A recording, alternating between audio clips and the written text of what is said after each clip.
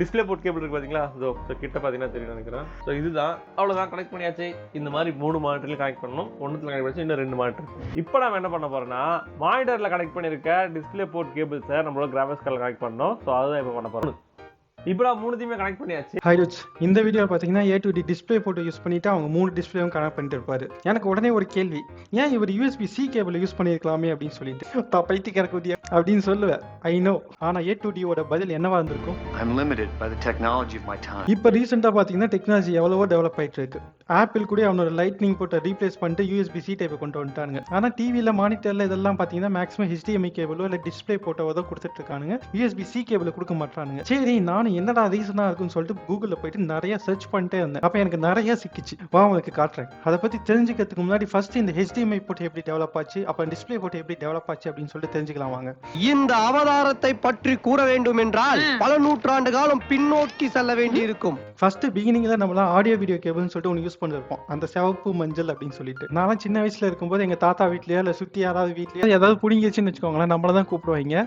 அப்போ நம்ம போயிட்டு அந்த சிவப்பு கேபிளையும் மஞ்சள் கேபிளையும் கரெக்டாக சொல்லிவிட்டு டிவியை ஓட்டி கட்டிட்டேன்னு வச்சுக்கோங்களேன், நீ தான் கிங்கு. ஒரு 2 நாளைக்கு ஒன்னே பெருமையா பேசுவாங்க. அதுவும் இல்லாம நீ ஒரு சயின்டிஸ்டா உணருவ.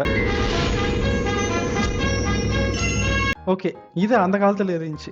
இது எப்போ கிரியேட் பண்ணியிருக்காங்க? 1956ல. இதில் பார்த்தீங்கன்னா அனலாக் சிக்னல் யூஸ் பண்ணிட்டு வந்திருக்காங்களா. அப்புறம் கொஞ்ச நாள் கழிச்சு 1987ல் VGA கேபிள்னு சொல்லிட்டு கொண்டு வந்திருக்காங்க. VGA கேபிள் நீங்கள் ஆல்ரெடி பார்த்துருப்பீங்க. எங்கேயாவது கம்ப்யூட்டர் சென்டர் CSE கிளாஸுக்கு போயிருப்பீங்க, அப்படி இல்லைன்னா வேற எங்கேயாவது உங்கள் அப்பா கூட எங்கேயாவது ஆஃபீஸ் போயிருப்பீங்க. அப்போல்லாம் பார்த்துருக்கிறதுக்கு வாய்ப்பு இருக்குது. அந்த பழைய கம்ப்யூட்டர்லாம் பார்த்தீங்கன்னா CRT மானிட்டராக தான் இருக்கும். அதெல்லாம் பின்னாடி சொருகி வச்சிருப்பாங்க. பழைய ஆடியோ வீடியோ கேபிளுக்கும் இந்த கேபிளுக்கும் என்ன வித்தியாசம்னு பார்த்தீங்கன்னா கொஞ்சம் ஸ்பீடு வித்தியாசம், அவ்வளோதான். அப்போ 2002ல் HDMIன்னு சொல்லிட்டு ஒரு கேபிள் கொண்டு வந்திருக்காங்க. இதுக்கு முன்னாடி அந்த அனலாக் சிக்னல் யூஸ் பண்ணிட்டு வந்திருக்காங்க போல. இப்போ HDMI வந்ததுமே அதில் டிஜிட்டல் சிக்னல் யூஸ் பண்ண ஆரம்பிச்சிட்டாங்க போல. அதுவும் இல்லாமல் ப்ரீவியஸ் கனெக்ஷன் கேபிள் எல்லாம் பார்த்தீங்கன்னா ஆடியோக்கு தனியாக கேபிள், வீடியோக்கு தனியாக கேபிள்னு சொல்லிட்டு 2 கேபிள் தனியாக பிரிச்சு வச்சிருந்தாங்க. ஆனால் HDMIல இதை 2யும் சேர்த்து ஒரே இதாக கொண்டு வந்துட்டாங்க. அதுக்கப்புறம் கொஞ்ச நாள் கழிச்சு 2007ல் டிஸ்பிளே போர்ட்டுன்னு கொண்டு வந்திருக்காங்க. HDMI போர்ட்டு டிஸ்பிளே போர்ட்டு பிசிக்கலாக கொஞ்சம் டிஃபரன்ஸ் இருக்கும். அதுவும் இல்லாமல் டிஸ்பிளே போர்ட்டு பார்த்தீங்கன்னா கொஞ்சம் ஸ்பீடு அதிகமாக சொல்றாங்க. நீங்க என்னதான் ஸ்பீடு அதிகமாக கொடுத்தாலும் உங்க கிராஃபிக்ஸ் கார்டில் அந்த அளவுக்கு பவர் இருந்தால் தான் உங்க டிஸ்பிளேல வரும். ஆனால் நம்ம வச்சிருக்கிற கிராஃபிக்ஸ் கார்டு பார்த்தீங்கன்னா வத்தலும் தத்தலுமா தான் வச்சிருப்போம். துருப்பிடிச்ச துப்பாக்கி எதுக்குதான் தோட்டான்னு சொல்லிட்டு உங்களுக்கு கேட்க தோணும். பட் அந்த டைம்ல நல்ல கிராஃபிக்ஸ் கார்டு வச்சிருந்தவங்க தான் DPI அதிகமாக யூஸ் பண்ண ஆரம்பிச்சாங்கன்னு சொல்றாங்க. இப்போ உங்களுக்கு தெரிஞ்சிருச்சு டிஸ்பிளே போட்டு எங்க இருந்து எவால்வ் ஆயிருக்கு அப்படின்னு சொல்லிட்டு. இங்க பாத்தீங்கன்னா A2D டிஸ்பிளே போட்டு தான் யூஸ் பண்ணிட்டு இருக்காரு. ஆனா அவரு காட்டின கிராஃபிக்ஸ் கார்டில் பாத்தீங்கன்னா HDMI ஒரே ஒரு கேபிள் தான் இருக்கும். ஆனா டிஸ்பிளே போர்ட் மட்டும் தான் 3 இருக்கும். சொல்ல போனா இந்த HDMI கேபிளுக்கும் டிஸ்பிளே போர்ட்டுக்கும் ஸ்பீட் டிஃபரன்ஸ் பாத்தீங்கன்னா அந்த அளவுக்கு இல்ல.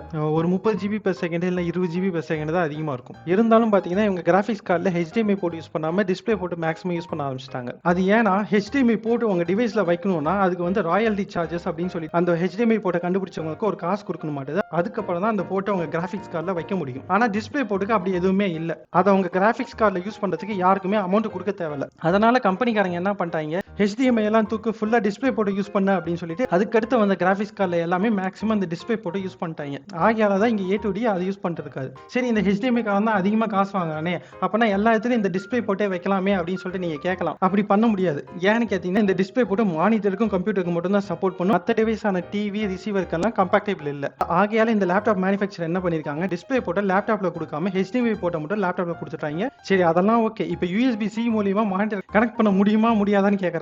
அதானே, வெயிட் பண்ண சொல்றேன். ஒரு வேரியேஷன் இருக்கிறதுக்கு நல்ல ஒரு சுத்தமா சுத்தாதா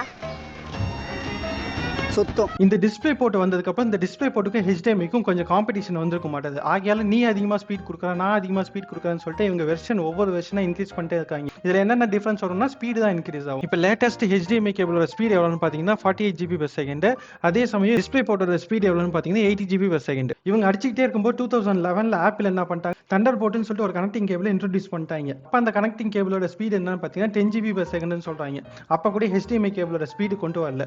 அப்புறம் கொஞ்சம் கொஞ்சமா எவால்வ் 2013ல தண்டர்போர்ட் 2 ஓடுறாங்க. அதுக்கு வந்து 20 GB/s ஆகுது. அதுக்கப்புறம் கொஞ்சம் எவால்வ் ஆகி 2016ல இன்னொரு தண்டர்போர்ட் 3ன்னு ஓடுறாங்க. அதோட ஸ்பீட் பார்த்தீங்கன்னா 30 to 40 GB/s சொல்றாங்க. இப்போ பார்த்தீங்கன்னா அச்சீவ் பண்ணிட்டாங்க. அதே சமயத்தில் இந்த இடத்துல USB-C கொண்டு வந்துட்டாங்க. அதுக்கு முன்னாடி வந்த தண்டர்போர்ட்லாம் எப்படி இருந்துச்சுன்னா அது ஒரு டிஃபரண்ட் ஷேப்ல இருந்துச்சாட்டுது. ஆனால் 2016ல வந்த தண்டர்போர்ட் என்னன்னு பார்த்தீங்கன்னா USB-C டைப்புக்கு வந்துருச்சாட்டுது. சரி, 2016ல USB-C டைப் தான் வந்துருச்சு, இனிமே எல்லா இடத்துலையும் யூஸ் பண்ணலாமான்னு பார்த்தீங்கன்னா ஆனால் அந்த டைம்ல பார்த்தீங்கன்னா மானிட்டர், டிவி, கம்ப்யூட்டர்லாம் பார்த்தீங்கன்னா HDMI கேபிளோ இல்லை டிஸ்பிளே போட்டோ தான் அதிகமாக இருந்துச்சு. இந்த USB-C போர்ட் பார்த்தீங்கன்னா மேக் டிவைஸ்ல மட்டும் தான் அதிகமாக இருந்துச்சு. I am limited by the technology in my time. அதே தான் திருப்பி நடந்துச்சு. சரி கடைசியில் வந்துச்சா இல்லையான்னு கேட்டிங்கன்னா வந்துருச்சு. ரீசெண்டாக பார்த்தீங்கன்னா பென்கியூ, டெல், ஹெச்பிலாம் பார்த்தீங்கன்னா USB-C கேபிளில் ஒர்க் ஆகிற மானிட்டர்ஸ்லாம் நிறைய கொண்டு வந்துட்டாங்க. ஏன்னா இதுக்கு தான் இவ்வளவு கதையா எழுத்தியா அப்படின்னு கேட்டீங்கன்னா ஆமா அவ்வளோ ஈஸியாக சொல்லிட்டா நான் எவ்வளோ ப்ரிப்பேர் பண்ணேன் அதெல்லாம் சொல்லி தானே ஆகணும். இப்போ ரீசெண்டாக லேப்டாப்லாம் பார்த்தீங்கன்னா தண்டர்போல்ட் கொடுத்துட்றாங்க, மானிட்டர்லையும் USB Type-C கொடுத்துட்றாங்க. நீங்கள் ஒரு USB-C கேபிள் வச்சு மானிட்டரையும் லேப்டாப்பையும் கனெக்ட் பண்ணீங்கன்னா உங்களால் டிஸ்பிளே பண்ண முடியும். ஆனால் கரண்ட்டாக இந்த தண்டர்போல்ட் எங்கெல்லாம் கொடுக்குறாங்கன்னு பார்த்தீங்கன்னா லேப்டாப்ல மட்டும் தான் மேக்ஸிமம் கொடுக்குறாங்க. கிராஃபிக்ஸ் கார்டெல்லாம் மேக்ஸிமம் கொடுக்கல. ஒன்ஸ் அப்பான் ஏ டைம் இந்த கிராஃபிக்ஸ் கார்டில் கொடுத்தாங்க போல, ஆனால் அது பர்ஃபார்மன்ஸ் சரியில்லை அப்படின்னு சொல்லிட்டு அது கொஞ்சம் பேன் பண்ணி விட்டாங்க போல. இன்னும் ஃபியூச்சரில் எவ்வளோ பண்ணுவாங்கன்னு தெரியல.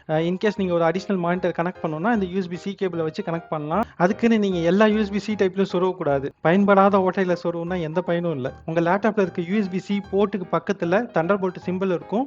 அதே சமயம் டிஸ்பிளே போர்ட் ஆல்ட் மோடுன்னு ஒன்று சொல்றாங்க. இது ரெண்டுல ஏதோ ஒன்று இருக்கும். அப்படி இருந்தாதான் உங்க லேப்டாப்பை உங்க மானிட்டரோட USB-C டைப் மூலியமா கனெக்ட் பண்ண முடியும். அப்படி இல்லைன்னா நீங்க HDMI கேபிள்ல தான் கனெக்ட் பண்ண முடியும். இதை ஏன்டா இப்போ என்கிட்ட சொல்லிட்டு இருக்கேன்னு பார்த்தீங்கன்னா நான் இப்படி தான் ஏமாந்து போயிட்டேன். என்கிட்ட என் லேப்டாப் இருக்கு, அந்த லேப்டாப்ல USB-C தண்டர்போல்ட்டும் இருக்கு. இருந்தாலும் நான் HDMI கேபிள் உள்ள மானிட்டரை வாங்கி தொலைச்சிட்டேன். இது வாங்கினதுக்கு அப்புறம் எனக்கு இப்பதான் ரீசெண்டா தோணுச்சு, ஏன் நம்ம HDMI கேபிள் உள்ள மானிட்டர் வாங்கணும், ஏன் USB-C டைப் உள்ள மானிட்டர் இல்லையா அப்படின்னு சொல்லிட்டு நான் செக் பண்ணேன். ஆனா கடைசியா பார்த்தா USB-C மானிட்டர்ஸ் நிறைய இடத்துல இருக்குது. இது 2 வருஷத்துக்கு முன்னாடியே கொண்டு வந்துட்டாங்களாட்டுது. இது பார்த்ததுக்கு அப்புறம் தான் எனக்கே தோணுச்சு எவ்வளவு அவுடேட்டடா இருக்கும் அப்படின்னு சொல்லிட்டு. இன்கேஸ் உங்களுக்கு இது புதுசா இருந்துச்சுன்னா லைக் பண்ணிட்டு ஷேர் பண்ணிட்டு போங்க.